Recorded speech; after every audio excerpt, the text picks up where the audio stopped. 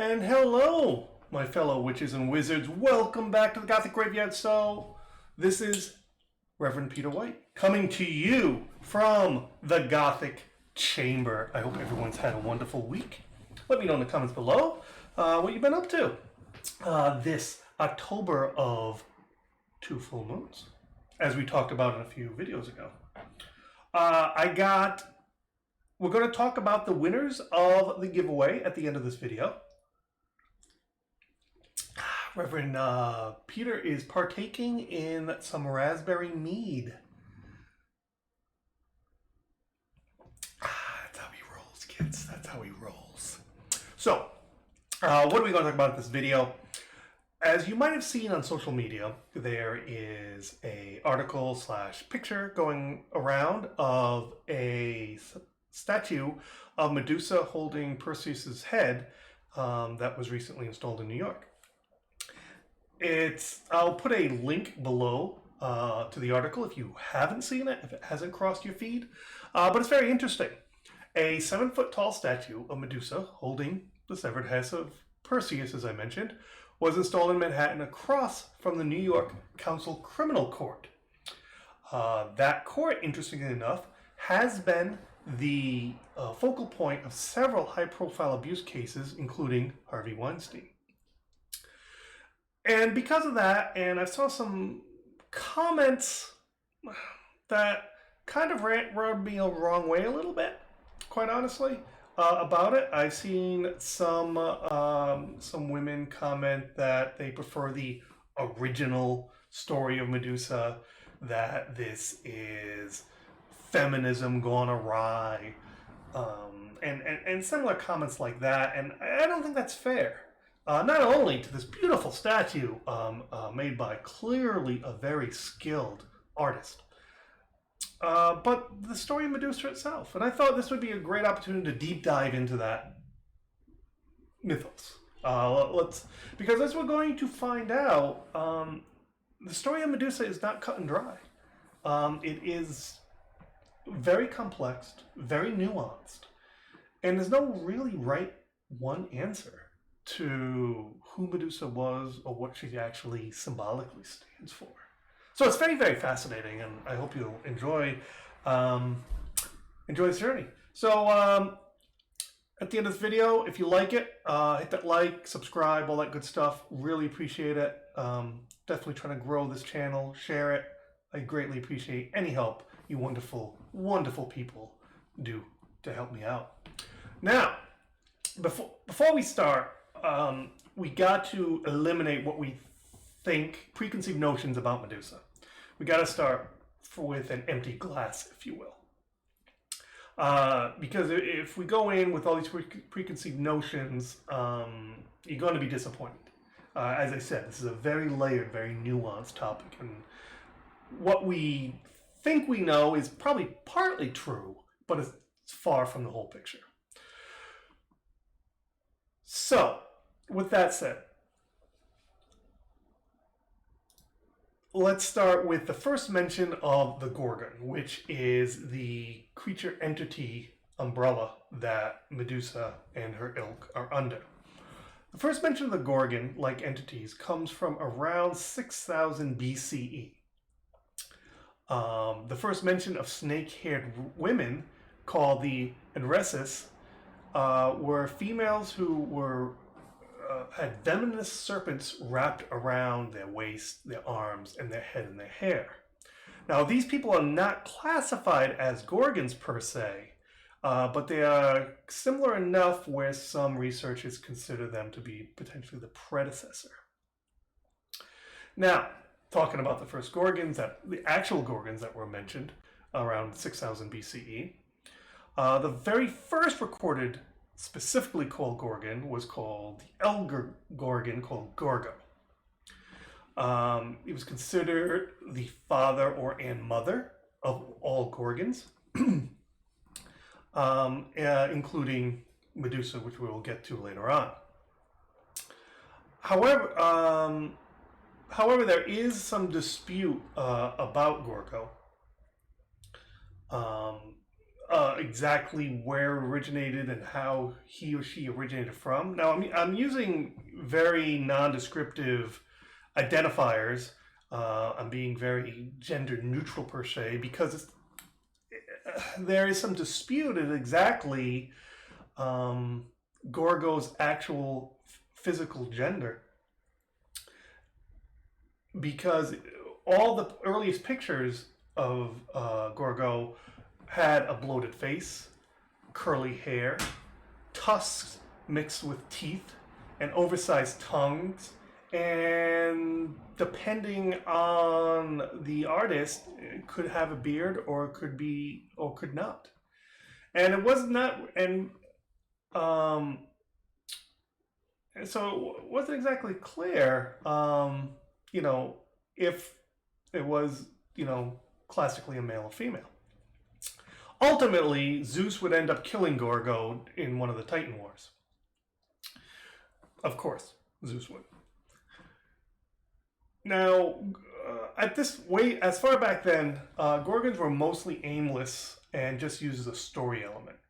No other Gorgons were mentioned by name aside from Gorgo. They continued to appear but took the roles of oracles, and over the centuries, they were described in their appearance and artwork changed to have their skin turn into scales. They ended up with claws and feathered wings. And this is when their hair started getting mixed in with snakes. Some researchers claim that this is a combination of harpies and the aforementioned enresses. Now, things start to kind of coagulate around the 8th century BCE when Homer writes the Iliad. In it, Aegeus, which is a mystical shield associated with Athena and sometimes Zeus, he writes that it has the face of a Gorgon emblazed upon it. This was done because at this point, Gorgon's symbols were considered a sign of protection. And what better way to protect you from something you fear is even a more fearsome representation. And that was the logic there. Now, before Homer, little was written down about Gorgons. Mostly just pottery vessels and statues was the sources of what we archaeologists have today for sources. Thus, post-Iliad is when Gorgons really started coming to their own and were actively developed. Then a little later, Homer wrote the Odyssey. Gorgons were mentioned yet again, but as simply a quote-unquote awful monster with not a whole lot of specifics. And the implication, the way Homer wrote about it, is there was only one Gorgon. You could argue it was Gorgo. Now, now we get to the 7th century BCE, and the story begins to take a little bit closer form to what we identify with. At this point, it was said that 3 Gorgons existed, and they came from a union of 2 sea deities. The 3 Gorgons were Sethno, the mighty, Uriel of the wide sea, and Medusa, the queen. Medusa is the only one described as mortal at this time, but it's a little ambiguous. What does that mortal mean? Did she look mortal? Did she age and she could die of natural causes? Could she be harmed and wasn't invincible? It wasn't quite clear what the writers of the time really meant by she was mortal. According to the art of the time, all 3 sisters were seen as having a monstrous, but not necessarily reptilian or serpent form. In 490 BCE, the poet Pindrus referred to Medusa as, quote, fair-cheeked Medusa, end quote. And at this point, she split physical appearances from her 2 sisters. She was seen as a young and attractive, yet also terrifying, with serpents for hair and a stare that could turn anyone to stone.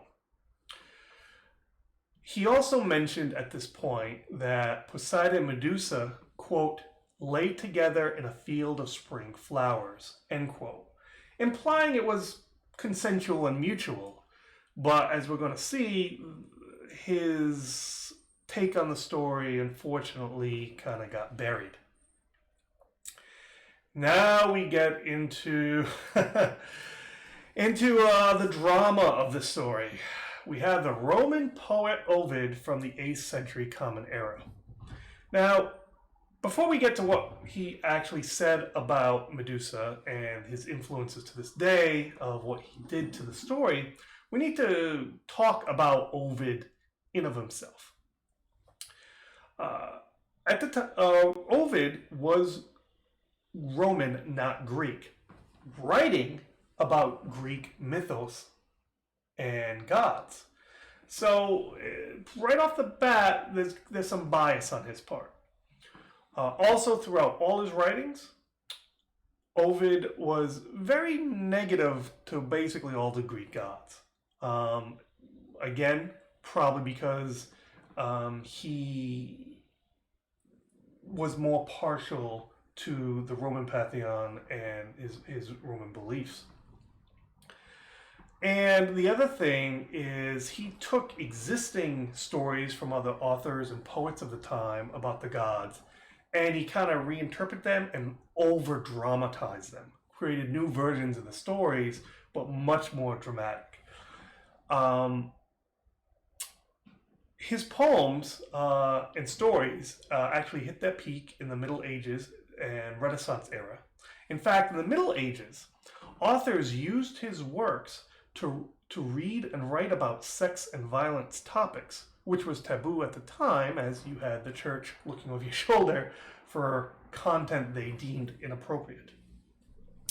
Now, in his time when Ovid was writing, he got a lot of criticism for his over-dramatized versions, his negative views of the gods, and just all the salaciousness surrounding his writings at the time.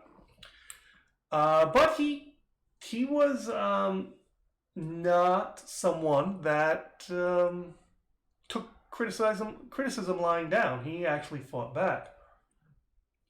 In fact, let me read you a little quote for his retort to someone who criticized his writing.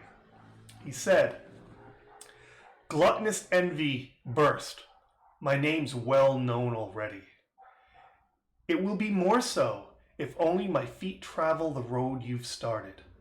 But you're in too much of a hurry. If I live, you'll be more than sorry. Many poems, in fact, are forming in my head." So, yeah, he a little arrogant. He definitely defended his writing for good or for ill. Now, he was the first person to write about Medusa being human with no traits of Gorgon, of her Gorgon-like sisters. And he basically erased her supernatural past creation that we talked about previously. In his version of the story, unlike the previous, Poseidon attempted to forcibly seduce Medusa. Medusa rebuffed him, and she fled into a temple of Athena in Greece to get away from Poseidon. He caught her in the temple, sexually assaulted her. Athena is then so angered by her temple being defiled, victim blaming apparently, she punishes Medusa by turning her into a snake-haired monster, and any man that looks at her is turned to stone. And to add salt to the wound, she banishes and exiles Medusa from civilization. Casts her out. As you can see why a lot of Ovid's contemporaries took issue with the story. And there's a lot of problems with that on multiple levels. But let's just finish off by saying the next time Medusa at this point appears is in the story of Perseus, who needed her head to use its power to defeat the sea monster Cetus. Perseus cut off her head, and then from the blood dripping, the neck produced 2 children of Medusa's, Pegasus and the golden giant Chrysaor. Implied Poseidon is the father. Athena then, however, Athena took the head and put it on the Aegis, the shield we mentioned, as the ultimate sign of protection. And it is now Medusa's face that is emblazed upon it. Now that was added after this retcon by Ovid. The retcon got retconned, if you will. And we'll talk about how the Greeks kind of took back the story from Ovid in a moment. But as I mentioned, there's several issues with this story. Aside from Ovid's obvious bias and dislike for the Greek gods, this is a story where Athena is written very much out of character versus all the other authors and poets who wrote about her up to this point. She was considered, if not the most, definitely one of the most level-headed and rational gods of all the Greek gods and goddesses. And so most scholars assume this is Ovid trying to retcon her to demean her because of his bias toward at least just her, and giving her the traits of being irrational and petty, and as I mentioned, basically victim blaming, which before Ovid got her hands on Athena would have been unheard of her to act that way by any previous poet or author, as I mentioned. Now,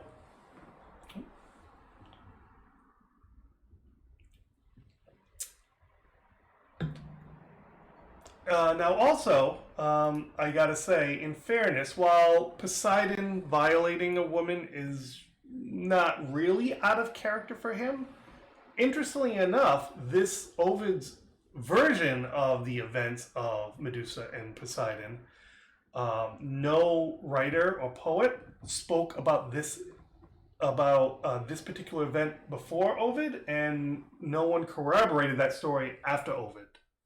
However, whether it's good or not, you can make a determination. This is the story that definitely got propagated mostly, and probably the one most of you people watching this probably heard of. Now, Ovid also wrote about Athena again in a similar fashion later on. And again, it's just more evidence to suggest that he really had an issue with Athena for whatever his reasons. And he really tried to paint her in an unbecoming light every chance he could. Now, as I mentioned, there was a retcon of the retcon. In retaliation, the Greeks kind of took Ovid's story, but kind of modified it. As I said, retconned it. They kept the end. They basically kept the ending the same, but they changed Athena's motives back to a more traditional viewpoint of her.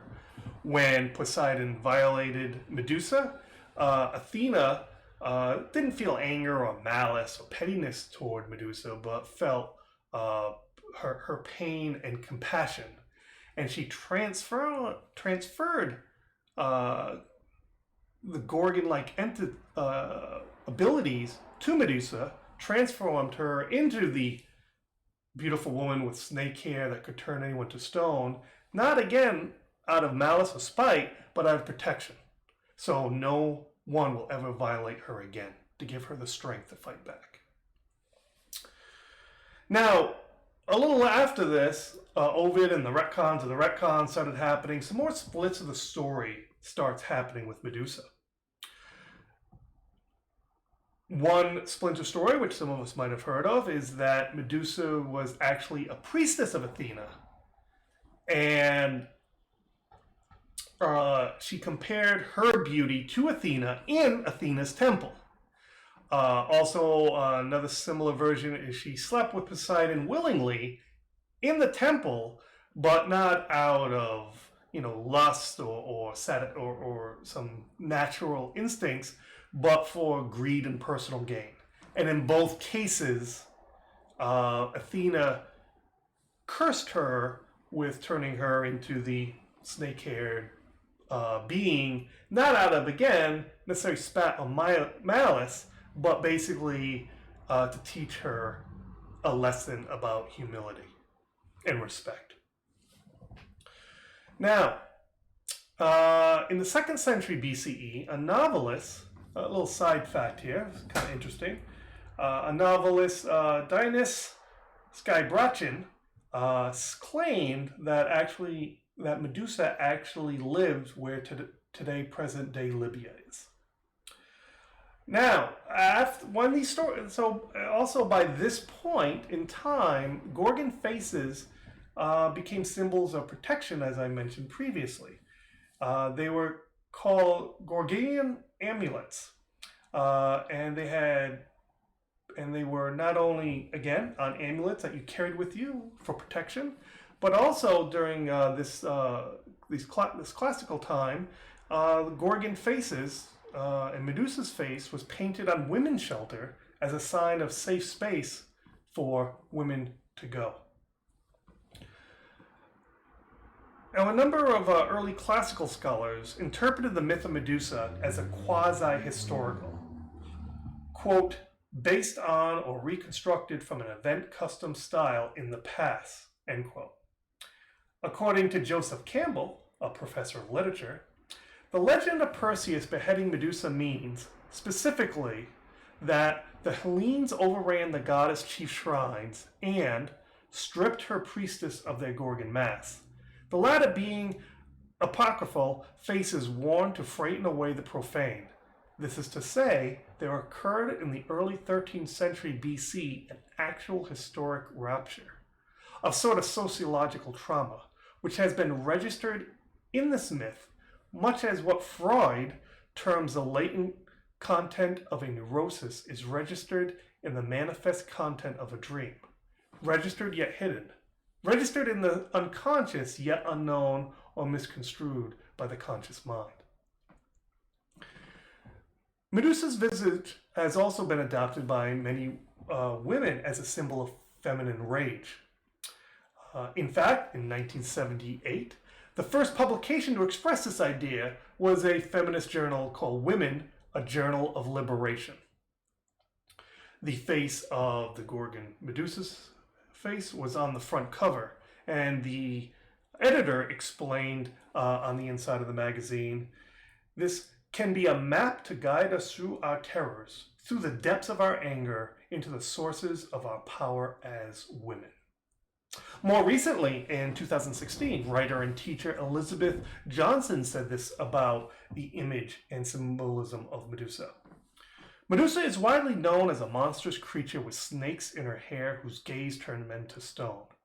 Through the lens of theology, film, art, and feminist literature, my students and I map how her meaning has shifted over time and across cultures. In doing so, we unravel a familiar narrative thread. In Western culture, strong women have historically been imagined as threats requiring male conquest and control, and Medusa herself has long been the go-to figure for those seeking to demonize female authority. So what is Medusa? She's a maiden, she's a mother, she's a villain, she's a monster. She's a symbol of protection and positive femininehood and strength. She's all these things. So saying that Medusa, the statue of Medusa holding Perseus' head, it's either pro-feminist or anti-feminist, or it's negative, it's positive.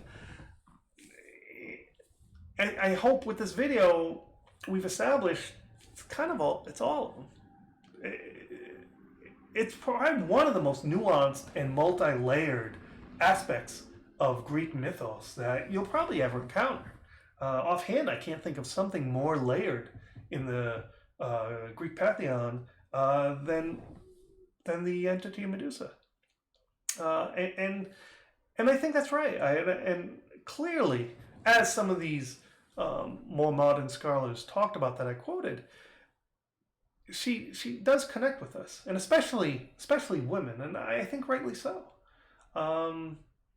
because let's be honest, women can certainly be quote unquote the villain and monsters, but they're also mothers and maidens and very protective, and as human beings we're multifaceted. We can be all things. We don't have to just be good or bad. Like most things in life, we're shades of gray. Very rarely will you encounter something that's truly black or truly white. And I think Medusa, the symbol of Medusa and the story of Medusa, is the epitome of that. So I hope that was interesting. I hope you got something out of that. Leave your comments below what you thought. If you have anything to add, your thoughts, your feelings. Now, I promised giveaway. Yes. Cosmic Intuitive, Ray Gould, Sis Mail, and Lilith. You are all getting something. I have 4 lots. I have 4 winners. Everything from bath salts to potpourri wash to books to tarot decks to a wooden, a carved wooden Celtic box with a little spell kit inside it. So everyone's getting a little, and also some spell cards. Like for example, like this. So yeah, so everyone's getting a little something, a little something, something. So I tried to contact you. But either case, please contact me at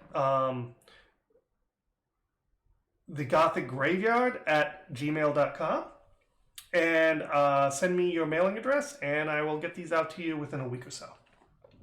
COVID's a little crazy, guys, so don't expect it by tomorrow, but I will get it out to you within about a week or so. Nice. So, if you got any ideas if you want me to do more mythology, again, hit me up below. Let me hit me up with a topic. I know one of my viewers mentioned this previously, a few episodes back. You wanted me to do more mythology and comparing things. So, I thought with all the social media chatter about the Medusa statue, I thought this was a good segue to talk about Medusa, so we get a better understanding and we can walk away with a better appreciation for the statue, I felt. But if you just want some more general, me just to pick a specific topic like this, and just talk about one specific god or goddess or mythical entity, a mythos of a specific entity like Medusa, then let me know what you want to hear below. Hit me in the comments. And yeah, I guess that's it. So, thank you so much for watching. I hope you've enjoyed it and learned something. And remember, laugh hard, never hate fear, and be kind. Not only to yourself, but more importantly, to each other. Blessings.